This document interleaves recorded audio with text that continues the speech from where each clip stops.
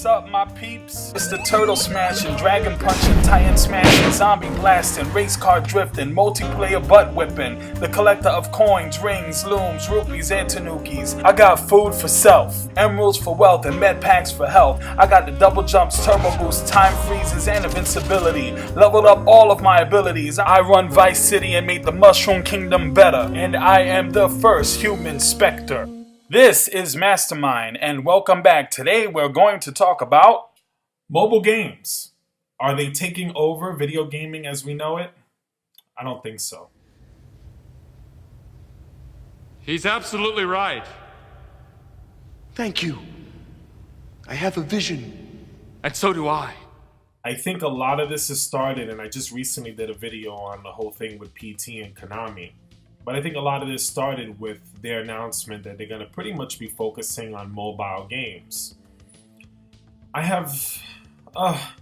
There's so many things that I want to talk about regarding that, because I think it's crazy for anyone to buy into that, especially corporate media, because I think if you look at what's happening, first of all, PC games, or the PC isn't taking over home consoles. That's so crazy that anybody would say that. They're selling games at, the games are just flying off the shelves. If you look at the numbers Call of Duty did last year, if you look at what Mortal Kombat is just doing this month, what The Witcher 3, what the pre-order numbers are for that game. If you look at all of this evidence, even announcing recently that Bloodborne on a PlayStation 4 sold way more than what Sony was expected. If you look at this information, how could anyone say that home consoles are in jeopardy? As far as comparing it to the PC, let's be real here.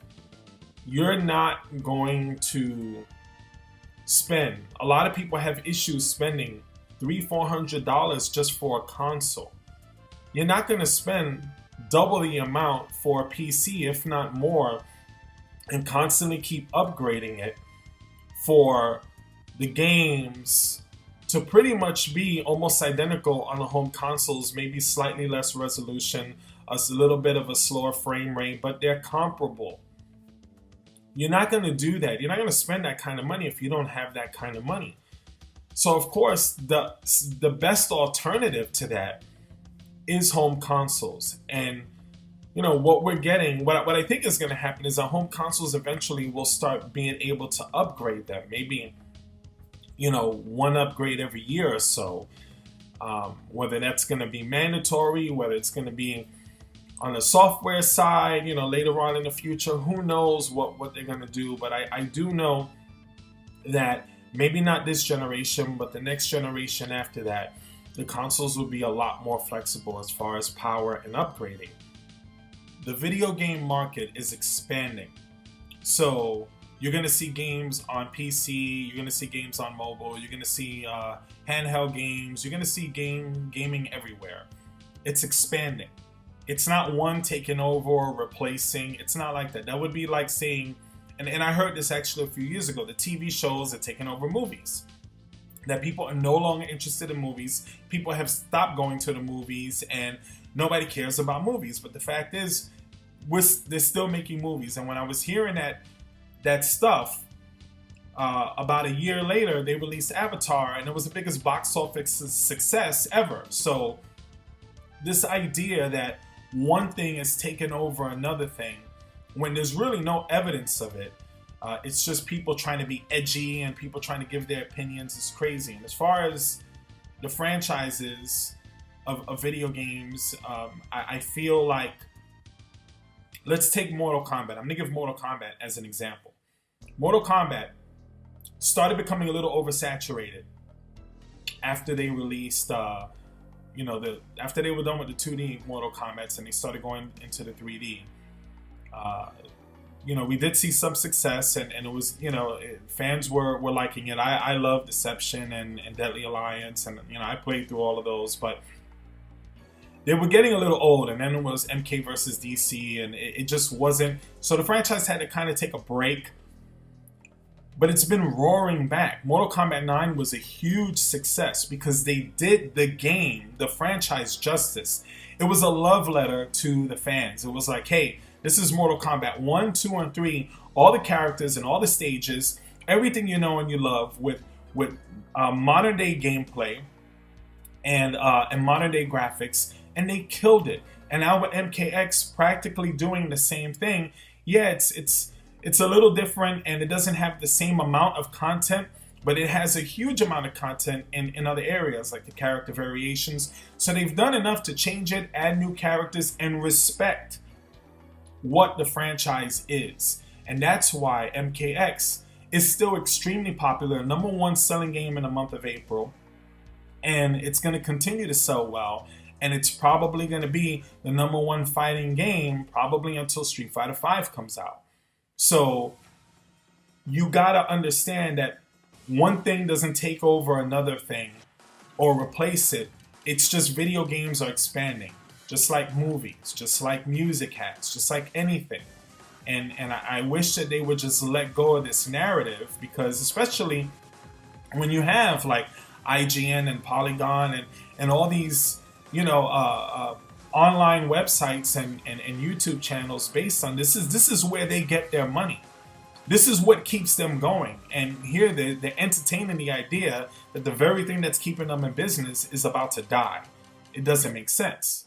So because a company like Konami, and I'm going to get into Konami in a minute, they're losing money.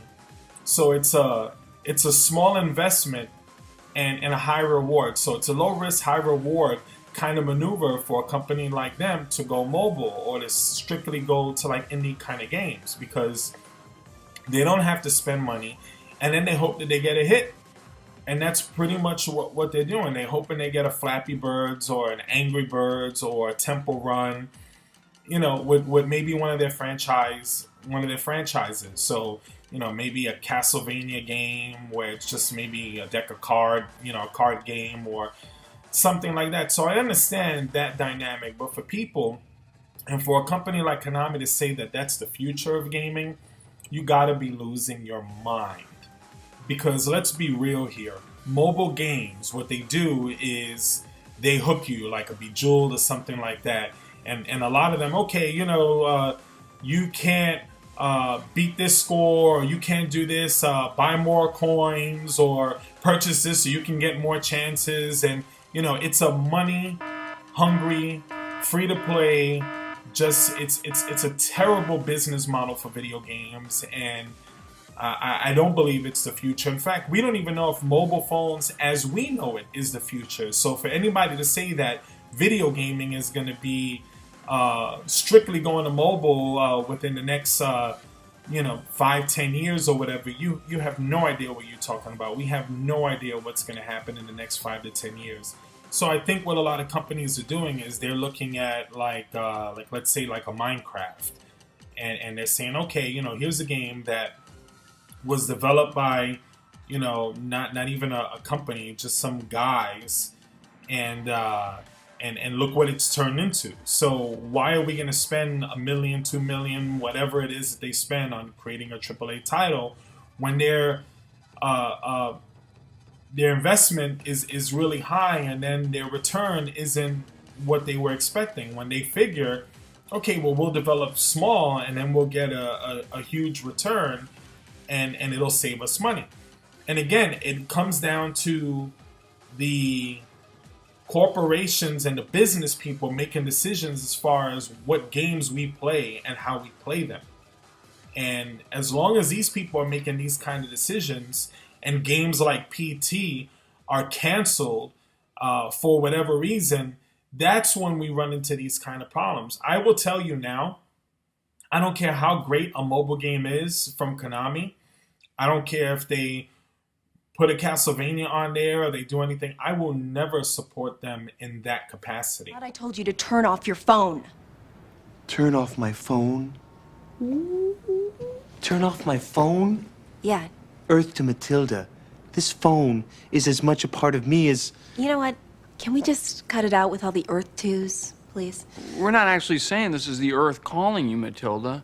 Yeah, no, I got that. I understand you don't literally mean... No, I don't think you do. Listen, it's not like we think that we're actually in a control tower trying to reach outer space aliens or something, okay? Hello.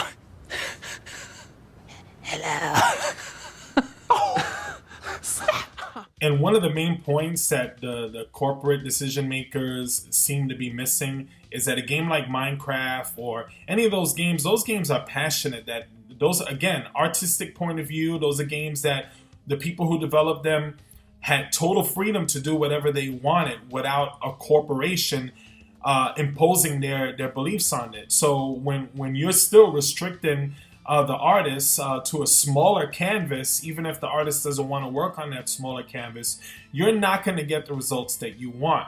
They think it's about size. They think it's about investment, where truly what it's about and what makes the game great is the effort that's put into it, not so much the size of it. So you can't just downgrade and think you're going to have a high return because you're offering a free-to-play game or a game for $3 or $4 on mobile, and that's just going to take over the world. So right now, as I'm doing this video, my son just tells me he's playing Wind Waker on the Wii U. He just tells me that he got the Master Sword in Wind Waker. So that's an accomplishment that he just did. And that's exactly the point that I'm talking about. It's about the passion, it's about the love, it's about all of that stuff that they put into the game. It's not about what a corporation decides a game should be.